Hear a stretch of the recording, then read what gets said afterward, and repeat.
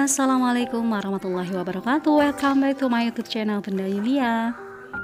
Dalam video kali ini saya akan share mengenai cara pengalokasian dengan anggaran 7 juta per bulan. Your task is to find out what flavor juice you are drinking. To make it more fun, let's do it on. Nah, kali ini saya dapat amanah dari seseorang yang minta dianggarkan dengan pendapatannya sebesar 7 juta per bulan. Jadi si teteh ini dapat transferan dari suaminya yang kebetulan jauh di luar kota ya, yaitu 7 juta per bulan dengan memiliki 2 orang anak yang sudah besar-besar. Yang pertama adalah baru mau masuk kuliah dan yang kedua adalah baru mau masuk SMK. Nah, si teteh ini pengen bisa menabung gitu ya, karena selama ini belum bisa menabung. Yuk, bagaimana kita atur anggarannya? Kita revisi ya. Nah, si teteh ini setiap bulan mendapat transferan dari suaminya yang ada di luar kota sebesar 7 juta rupiah.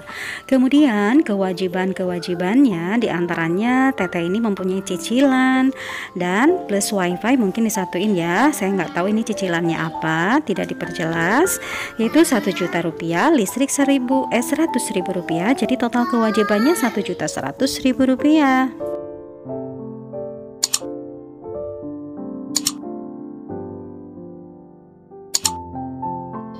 Nah, kemudian untuk kebutuhan per bulannya yaitu galon 80.000 rupiah, gas 50.000 rupiah, belanja bulanan 800.000 rupiah, belanja mingguan yaitu 200.000 rupiah kali 4 jadi 800.000 rupiah ya.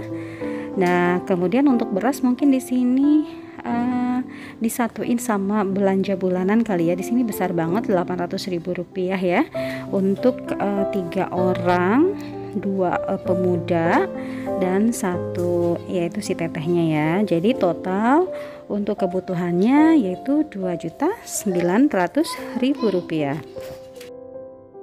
Sebelum saya lanjutkan, saya ucapkan banyak terima kasih ya untuk semua teman-teman yang selalu menyempatkan hadir di channel ini. Dan saya ucapkan selamat datang untuk yang baru hadir. Jangan malu-malu untuk komen, ngasih saran kepada channel ini ya. Mudah-mudahan kita selalu tetap bersilaturahmi. Terima kasih dan dukung dengan like, komen, serta subscribe-nya ya.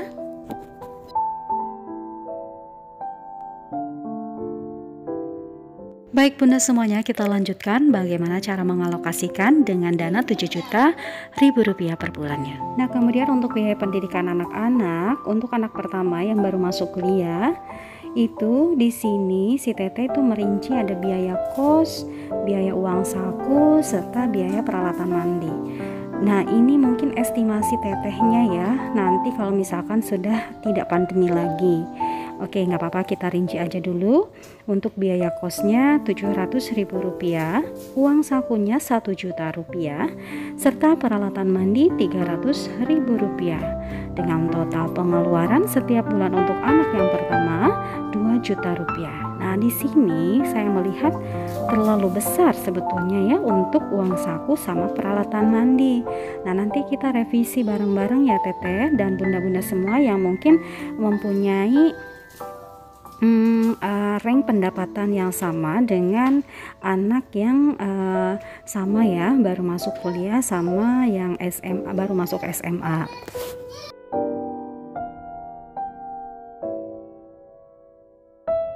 Nah, kemudian untuk pengeluaran atau biaya anak yang kedua yaitu yang baru masuk SMK dengan rincian atau estimasi dengan uang saku plus bensin, karena mungkin anak yang kedua ini karena cowok ya, sekarang rata-rata anak SMA itu sudah bawa motor sendiri ya ke sekolah itu. Jadi di sini ada uang saku plus bensinnya itu per bulannya 500.000 rupiah.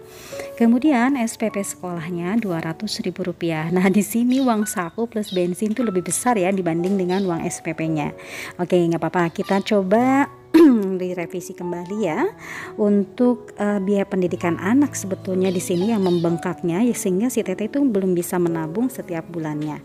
Jadi total pengeluaran setiap bulan untuk anak yang kedua itu totalnya 700.000 rupiah. total pengeluaran semuanya itu Rp6.700.000 dengan sisa uang Rp300.000 per bulannya. Jadi katanya belum sodako, belum bisa menyimpan dana darurat, apalagi untuk saving. Nah, tetehnya ini pengen bisa saving ya bunda-bunda semuanya. Ayo kita bantu, kasih nanti di kolom komentar ya bun, kalau misalkan revisi saya itu memang belum mengena juga. Jadi kita sama-sama sharing bagaimana sih cara pengalokasian biar supaya lebih hemat lagi ya. Nah, untuk yang pertama saya mau mengestimasi anggaran setelah pandemi berakhir nanti ya. Jadi Tete ini punya perencanaan kalau misalkan nanti anak-anaknya sudah mulai masuk kuliah dan masuk sekolah. Untuk biaya anak-anak yang anak pertama, untuk estimasi Teteh yang sebelumnya itu memang sudah betul, udah bisa diprediksi ya, bahwa biaya kos kemungkinannya antara range 500 sampai 700. Kita ambil pahitnya yaitu 700. Nah, uang saku 1 juta. 1 juta kalau kita perinci ya Teh ya, bahwa makan itu di Bandung paling murah lah Rp10.000 atau sampai Rp15.000. Nah, berarti 3 kali makan menjadi Rp30.000. Ini ambil hematnya ya. Jadi kali 30 hari selama 1 bulan itu kurang lebihnya untuk makan Rp900.000. Nah, kalau misalkan mau lebih hemat lagi dan sianya memang kalau anak cowok kan memang agak rada-rada gengsi ya. Jadi tapi kalau misalkan memang mau yaitu masak nasi sendiri, bawa beras dari rumah, nasinya pakai magicom, kemudian hanya beli lauknya aja, itu lebih hemat ya Teh ya. Kemungkinan 10.000 itu bisa 2 kali makan atau 15.000 2 kali makan. Nah, kemudian untuk uang peralatan mandi, estimasi di sini adalah Rp100.000, jangan Rp300.000 ya. Mending pakai uang yang lainnya, misalkan pengen jajan cemilan atau yang lainnya ditaruh Rp200.000 atau ada misalkan fotokopi dan lain sebagainya ya. Jadi estimasi Teteh yang semula 2 juta itu udah bagus ya, kurang lebihnya segitu. Jadi saya tidak mengorek-ngorek yang 2 juta itu, tapi hanya di sini ada uang peralatan mandi ya yang kita pisahkan, yaitu 100.000 sama uang jajan 200.000 untuk keperluan misalkan fotokopi dan lain-lainnya. Nah, kemudian lanjut untuk biaya anak yang kedua, apabila ini estimasi setelah pandemi ya anggarannya. Uang saku ataupun uang jajan itu Rp200.000. Nah, kemudian untuk estimasi biaya anak yang kedua setelah nanti masuk sekolah, untuk uang saku atau uang jajan taruh bisalah Rp200.000 ya Teteh. Untuk uang bensin ini sebetulnya bisa diperhemat menjadi Rp150.000. Nah, bisa disiasati lah dengan naik angkot. Jadi tidak mesti setiap hari naik kendaraan pribadi atau naik motor. Jadi kalau misalkan rumahnya dekat dengan sekolah, boleh naik angkot ya sesekali. SPP tetap di Rp200.000. Jadi total untuk biaya anak yang kedua itu adalah Rp550.000.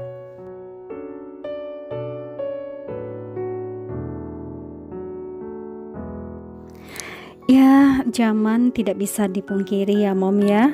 Untuk anak-anak muda zaman sekarang, karena teman-temannya sudah pakai motor atau kendaraan ke sekolah, jadinya kita juga anak-anak juga menyesuaikan mungkin ya dengan lingkungannya. Jadi ya pengen naik motor karena sesuai dengan kebutuhannya juga.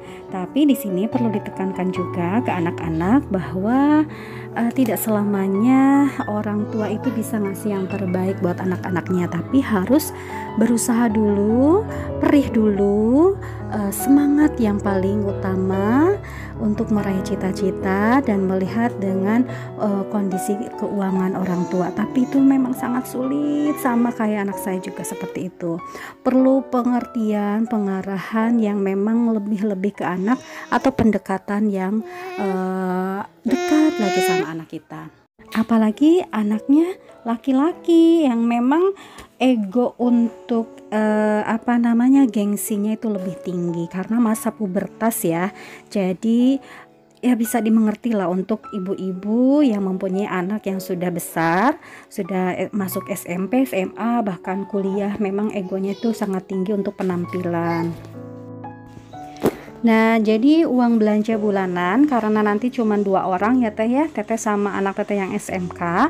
Jadi diperhemat lagi teh kalau bisa, yaitu uang bulanan atau belanja bulanannya tidak 800.000, mudah-mudahan bisa cukup 500.000 rupiah. Nah, jadi total kebutuhan teteh dari mulai gas, galon, belanja bulanan dan lain sebagainya hanya dirubah untuk belanja bulanannya aja. Jadi total kebutuhan teteh itu 1 bulannya 2.700.000 rupiah teh. Nah, jadi total pengeluaran sebulan antara kewajiban 1.100.000, kebutuhan 2.700.000, anak yang pertama 2 juta tetap, anak yang kedua 550. Nah, total pengeluaran teteh selama 1 bulan itu menjadi 6.350.000 rupiah. Jadi diperhemat dari belanja bulanan ya teh ya. Sehingga masih ada sisa yaitu 650.000 rupiah per bulannya teh. Nah, yang 650.000 rupiah ini kita alokasikan supaya teteh bisa nabung, walaupun ya hanya sedikit, tapi insya Allah ini akan jauh lebih berkah lagi. Nabungnya hanya 500.000 rupiah karena memang sesuai dengan kebutuhan yang anak kuliah itu. Jangan dikira ya bahwa anak kuliah itu sekarang tuh kuliah memang serba mahal. Jadi bisa saving teteh 500.000 rupiah. Nah, bisa sodako 150.000 rupiah. Jadi berapapun penghasilan kita setelah kita estimasi perkiraan biaya atau anggaran, tetap harus ada sodakohnya karena memang harus dibersihkan dari harta-harta milik orang lain. Siapa tahu ada harta orang lain yang di kita ya, yang Allah titipkan ke kita. Jadi sodako semampunya 150.000 rupiah.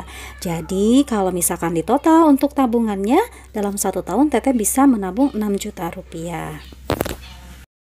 Nah, sebetulnya untuk selama pandemi ini atau anak-anak daring di rumah belum sekolah, teteh bisa memanfaatkan waktu untuk lebih lagi untuk banyak menabung. Nah, karena di sini kan nggak ada biaya kos, uang makan pun tidak ada, maksudnya uang makan di kosan ya. Kemudian peralatan mandi, untuk uang peralatan mandi juga tidak ada. Yang ada mungkin uang jajan anak-anak ya teh ya. Nah, di sini ditekankan untuk jajan anak-anak selama pandemi ini memang anak-anak itu keluar rumah ya. Untuk para pemuda itu biasanya kayak sepupu saya itu biasa aja keluar rumah setiap minggu gitu ya, atau bahkan setiap sore pengen keluar sekedar nongkrong. Nah, ini uang jajan tetap ada, 2 orang itu 500.000 rupiah, mudah-mudahan bisa cukup ya teteh. Dan untuk bensin juga di sini untuk 1 motor atau 2 motor, saya belum paham, ditekankan 200.000 rupiah, sehingga total untuk jajan sama bensin itu 700.000 rupiah. Untuk kewajiban teteh masih di 1.100.000 rupiah ya teh, wifi sama cicilan teteh. Kemudian untuk kebutuhan tidak ada yang dipangkas, masih tetap di nominal 2.900.000 rupiah selama anak-anak di rumah. Kemudian SPP anak-anak yang SMK, 200.000 rupiah. Jadi total pengeluaran teteh sebetulnya itu hanya sedikit ya, 4.900.000 rupiah.